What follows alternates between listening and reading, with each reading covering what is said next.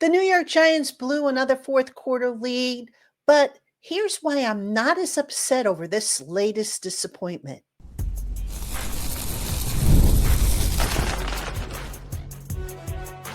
You are Locked On Giants, your daily New York Giants podcast, part of the Locked On Podcast Network, your team every day.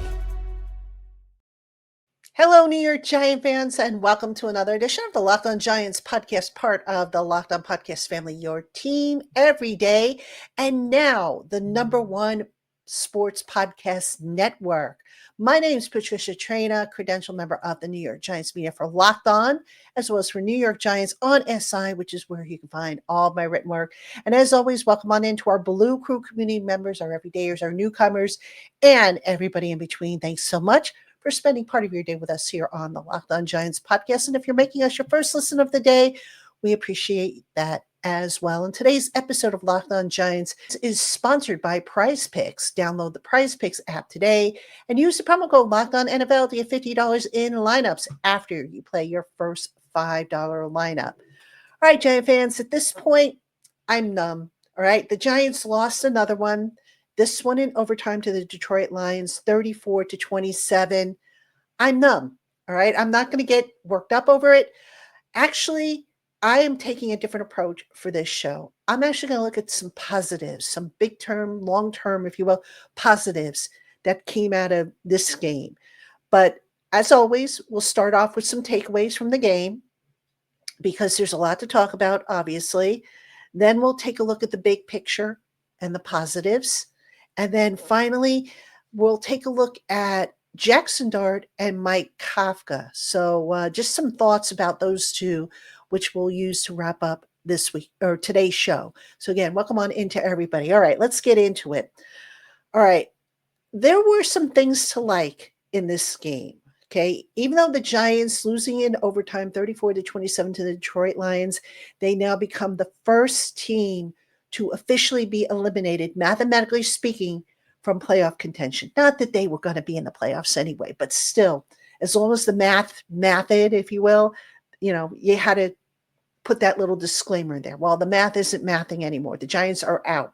So there's a few things to like and a few things I didn't like about this game. And one thing I liked was for the second game in a row, I thought the offense was more balanced. And I really like that approach. I don't like it when the offense becomes too pass happy or too run happy. I thought that the passing game and the running game complemented each other very nicely. And the Giants, I think they had over 500 net yards of offense. So they were doing things and they were scoring points on offense. And they were also getting, very creative with some of the plays. We saw, of course, the flea flicker in the first half. I think that was on the first drive. And then a little later on in the game, the play that is known as bullseye. That was the play where Gunnar Olszewski threw a touchdown pass to Jameis Winston. That's right, Jameis Winston. So a little more creativity, a little bit more razzle-dazzle. But the other thing that was really impressive, I thought, the Giants had in the passing game 10 plays of 20 or more yards. All right. When was the last time you saw something like that? I'll tell you when. Back in 2010. That's how long it's been. All right. So the offense, there's a lot to like about the offense. Now, I get it. New coaching staff will probably be coming in. Things will change. But you see some of the pieces that are in place. The offensive line is playing well. The running game didn't look too bad. The receiving game, the passing game, not too bad, despite not having Dart, despite not having, Malik Neighbors, despite Cam Scatterboom missing. So the offense, I thought, in general, very encouraging. Now, in terms of the game itself, the defense, which is where, again, the lead got away from them. Believe it or not, I thought Shane Bowen, up until the fourth quarter, that last drive or two, I thought he was pretty much calling a decent game. Now, yes, there were some big runs by the Lions, but I think that was more of a run fit thing than it was on the coaching. What I did not like about the game that Bowen called was towards the end there, where suddenly he was having his guys play so far off the receivers in an effort to keep everything in front of them that it just wasn't happening. The further back they were, the worse the angles, and just it didn't work. So I did not like that decision by Shane Bowen.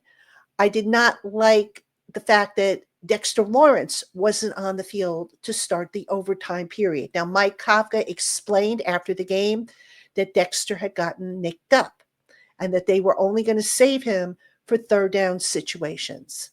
All right. When it's crunch time, if you're good enough to go out there, part-time, on third downs, when it's crunch time, don't you think it would be a good idea to get out there? I mean, granted, I don't know how bad Dexter is injured. I hope it's not too bad. But if he was healthy enough to be out there for third downs, he could have been maybe put out there, I think, for that first play. Because Jahmyr Gibbs, where did he run on that 69-yard game-winning touchdown? Right through Dexter's spot. So every time Dexter comes off the field, and this underscores a bigger problem with the Giants, every time Dexter comes off the field, opponents attack that spot. And the Giants have no answers for that. And oh, by the way, a guy that they are desperately missing, is Micah McFadden. Because McFadden, say what you will about him as a cover linebacker, but as a run defender, he was pretty darn good. And they have been missing him all season long. But that's not something a lot of people are talking about. All right, some more thoughts about the game. 3 games now in a row, punter Jamie Gillen had at least one bad punt. And one of the bad punts, I think he had 2 bad punts actually in this game. One turned out to be harmless, but one set up the Lions for a touchdown drive. He's got one job to do, and it just seems like every week it's an adventure with him. You never know what you're going to get. And at some point, if you're the Giants, you got to say, okay, can we continue to move onward with Jamie Gillen as our punter? I don't care that he's a left footer and that, southpaws are hard to find in the NFL. Give me a right-footed punter if it means I'm going to have consistency every single time. All right. So that I did not care for. And then from a coaching perspective, Kafka's decision not to try a field goal when they had the ball on the 6-yard line, the Lions 6-yard line, I disagree with that one wholeheartedly. Now, Kafka's explanation after the game was, we felt good. We wanted to go for the points. We wanted as many points as possible. Who knows? Maybe he was thinking in the back of his mind that we better build up nicely just in case the defense blows it again. I doubt it, but I'm just throwing it out there. Anyway, the decision was wrong, in my opinion. And it proved to be wrong because in that situation, had the Giants, who were at that point in the game, I think they were up by 3 points, had they kicked the field goal, and there was no reason to think that Younghoe Koo wasn't going to make that field goal. They were kicking inside a dome. Okay, so there's no excuse not to make that field goal, especially from the 6-yard line. So if they had made it, it would have been a 6-point margin, which meant the Lions would have had to drive the entire length of the field and get a touchdown in order to win the game. So what happened? The Giants didn't convert on 4th down. The Lions took it. They got into field goal range. They tied it into overtime, and Gibbs scores the 69-yard touchdown run, and you know the rest. So I don't know if that was based on analytics or based on, what a gut feeling. If it was analytics, I'll say it again, throw the darn analytics sheet out the window and use common sense. I mean, I hate it when, coaches rely heavily on analytics. They don't take everything into consideration. And I really, really wish coaches wouldn't use it as much because it doesn't take everything into consideration. At some point, you got to use your noodle. You got to use common sense. So if that's what Kafka did, if he relied on analytics at that point, then please, Mike, for your own future, stop relying so heavily on analytics because it's not the be-all, end-all answer. All right, so those are my thoughts initially on the game. Now, coming up, I'm going to tell you why I think there were some positives for the long term to emerge from this game that kind of had me feeling better about the future. That's coming up right after this. Hey, Giant fans, the holiday season is one of the best times for sports. Bowl games, big basketball matchups, playoff pushes, it's all happening at once. And while we're all making choices every day, one of the fun places to make the right call is Prize Picks. Prize Picks is the easiest way to get in on daily fantasy. Just pick more or less on at least two player projections, lock in your lineup, and you're in the game. It's simple, fast, and available in 45 states, including California, Texas, Florida, and Georgia. Creating a lineup takes less than a minute, and the app makes the whole process smooth and intuitive. You can choose from a huge range of unique stats, including fantasy scores, field goals attempted, free throws made, turnovers, whatever fits your strategy. The early payout feature is a great bonus. When your lineup starts strong, you may get the option to cash out early. And the new stacks feature lets you choose the same player up to 3 times in one lineup, like more on a quarterback's passing yards, touchdowns, and rushing yards. So go on and download the PricePicks app today and use the promo code LOCKEDONNFL to get $50 in lineups after you play your first $5 lineup. That's code LOCKEDONNFL to get $50 in lineups after you play your first $5 lineups. Prize Picks, it's good to be right. All right, Giant fans, welcome back to Locked On Giants. I'm your host, Patricia Traina. The Giants lose to the Detroit Lions 34-27. It wasn't the blowout loss that I thought it might be, going into the game. The Giants were competitive in this one. They actually had the lead. And that kind of leads me to this next segment, and that is big picture positives. Now, look, I can sit here and I can bemoan that they haven't won a road game dating back to, I think, October of last year. All right, we can talk about all that stuff, but let's talk about some positives because, we've got Thanksgiving coming up, the holidays, and quite honestly, I'm numb right now to the losing. I'm just numb, and I'm choosing to look ahead and kind of be on a positive side. So, I mentioned the offense, and let's start with the quarterback situation. All right, we know moving forward that it's going to be Jackson Dart as the starter and Jameis Winston as the backup. Well, how nice was it to see these last 2 weeks Jameis Winston basically come in and play good enough to win? All right. Yes, there's going to be turnovers. That's what you get with Jameis. But compared to some of the other backup quarterbacks that the Giants have had, where the drop off has been like off the cliff, Jameis is not that bad of a backup.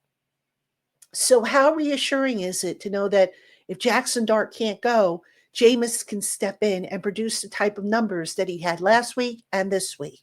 I think that's a positive, and I think the quarterback room now has become a strength because they've got Jackson Dart and Jameis Winston locked up until next year, and in the case of Dart, obviously beyond.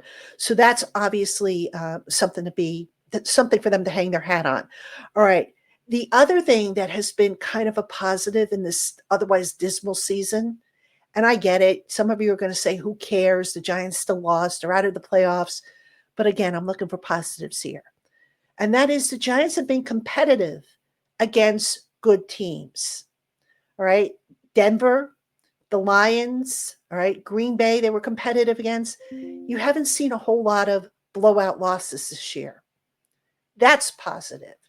And whether that's because, the offense is just so much better than it's been in years past, or whatever reason you want to point to, that's something that I think the Giants can build on next year. Now, is it going to be enough, obviously, to save jobs at the end of the year? Probably not, because at the end of the day, it's all about wins and losses, and the Giants just don't have enough of those, the wins, that is. But again, in terms of if you're looking for a positive, something to build off of, the competitiveness is there. So you clean up some of the issues with the coaching, with some of the schemes, with some of the execution, with some of the depth issues they have, and just maybe you got something you can build off of for 2026. All right, another positive, Shane Bowen won't be back next year. All right, now some of you, again, after the game, you're like, Shane Bowen has got to be fired. Folks, at this point in the season, I don't think Bowen's going to be fired. I mean, look, they got the Monday night game against the New England Patriots coming up, then the bye week. You would have thought that the bye week would be a good time to do it, but then they only have 3 games left. They're out of it. You might as well let him finish up. I mean, at this point, what good is it going to change? I don't think it's going to help anything. Bowen's not going to be back next year. And I know, a lot of you, myself included, would have liked to have seen that move made weeks ago. It wasn't. Here we are. All right. So it is what it is. I'd be surprised if Bowen gets fired during the bye week. All right. Another positive. Wan'Dale Robinson. All right. Now, I was dead wrong. At the beginning of the year, I said I'd like to see Robinson's targets reduced because I thought he was, they can maybe go in other directions. Well, then you had the Malik Neighbors injury. The tight ends, the use of 12 personnel has kind of died down a little bit. And, even with Darius Slayton dealing with a hamstring all year long, Wan'Dale Robinson has stepped up. He's in his contract year. He's going to get paid, folks. Wan'Dale had 156 receiving yards this week, which is a new single game career high for him. I think it beat his week 2 total. I think he had 142 week 2 against the Dallas Cowboys. Wan'Dale has turned into a viable weapon. So I'd like to see them keep him next year. I don't know if they'll be able to, but I'd like to see them keep him, pair him up with Neighbors, and then get another young receiver in here who can maybe play on the outside because, Darius Slayton, I love him to death, but I don't think he's a long-term answer. I'd like to see a more explosive, more consistent playmaker paired up with Wan'Dale Robinson if they can bring him back and with Malik Neighbors.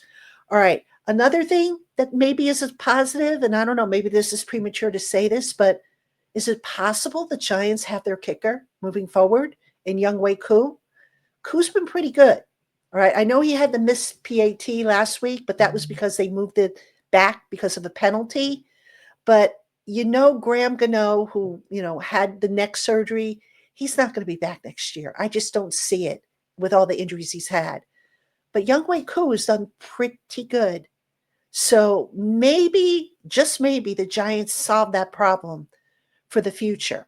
Something to look at. I don't know. All right. And another positive to come out of this week's game, Darius Alexander. Hey, remember him? Now, this is a kid who didn't work at all during the spring because he had some undisclosed injury. When he got to the summer, started out slowly. But defensive line coach Andre Patterson kept saying, be patient. He's going to flourish. He's going to be really good. He had 2 sacks today. He built on his performance last week.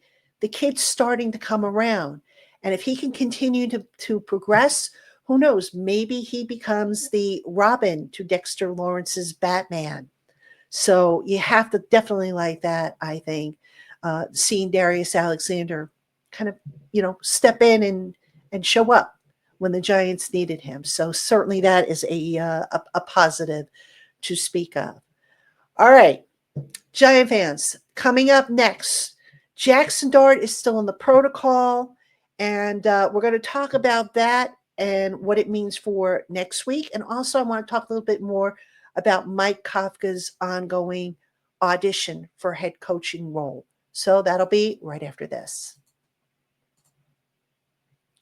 Hey, Giant fans, there's nothing better than being in the stadium for an NFL game surrounded by fans cheering on your favorite team.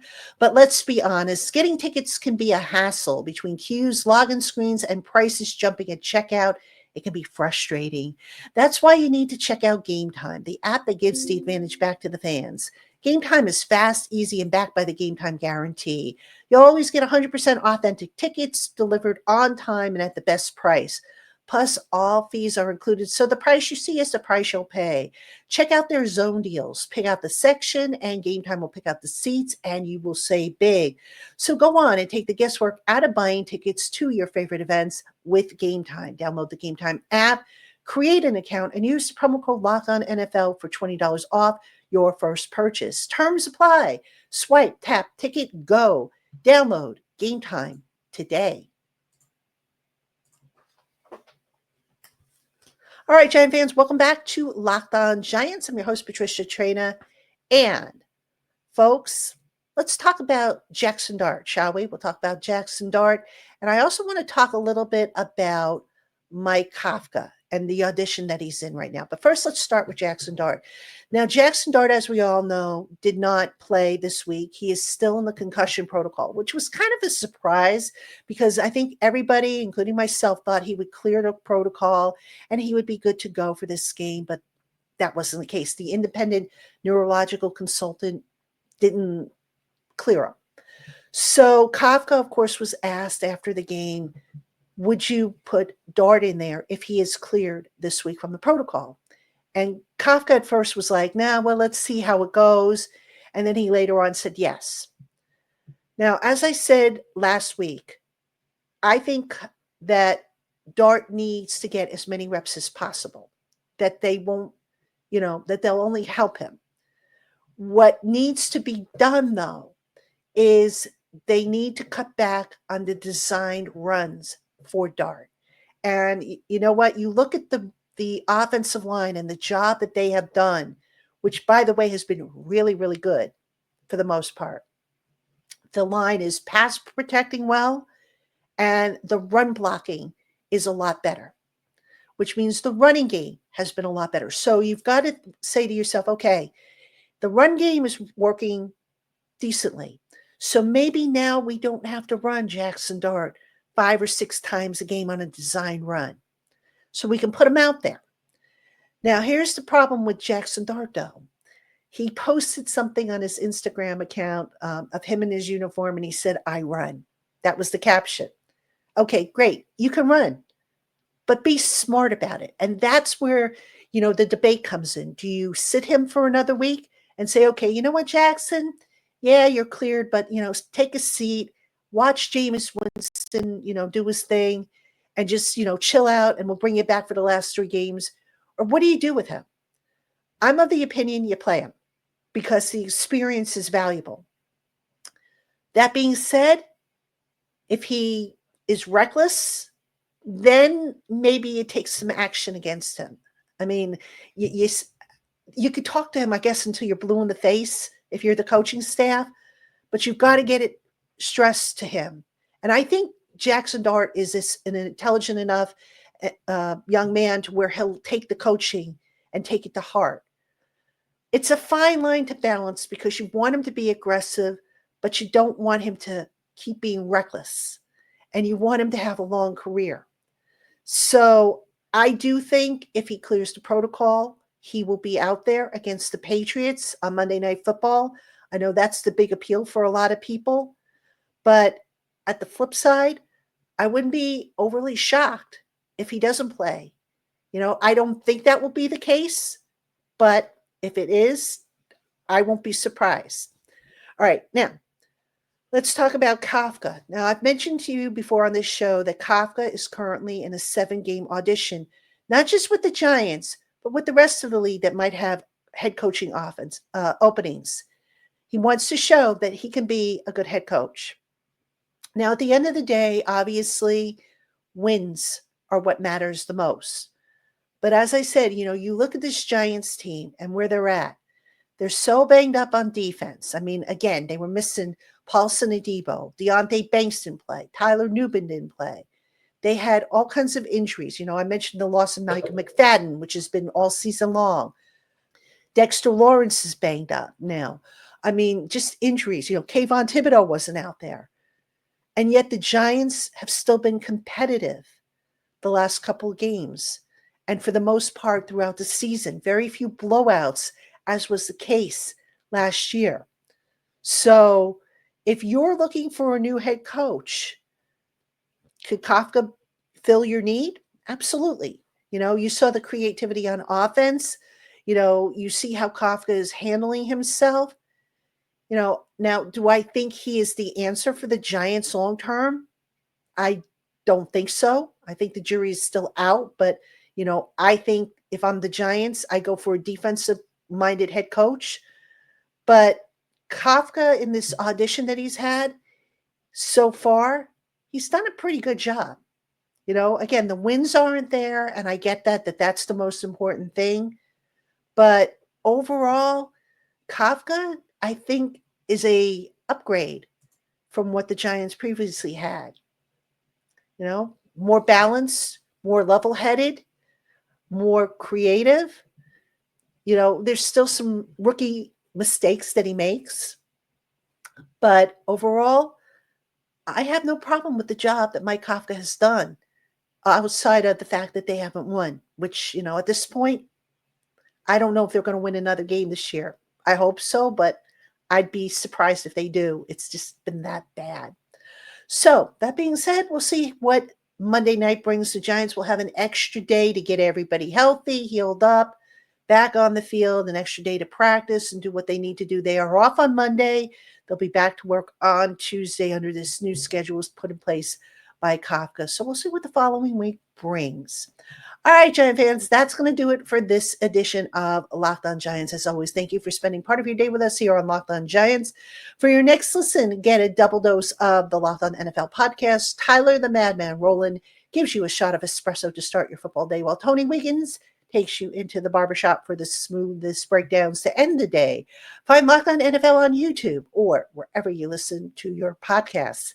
All right, Giant fans, I'll see you tomorrow with an all-new episode of Locked On Giants. Until then, have a great night.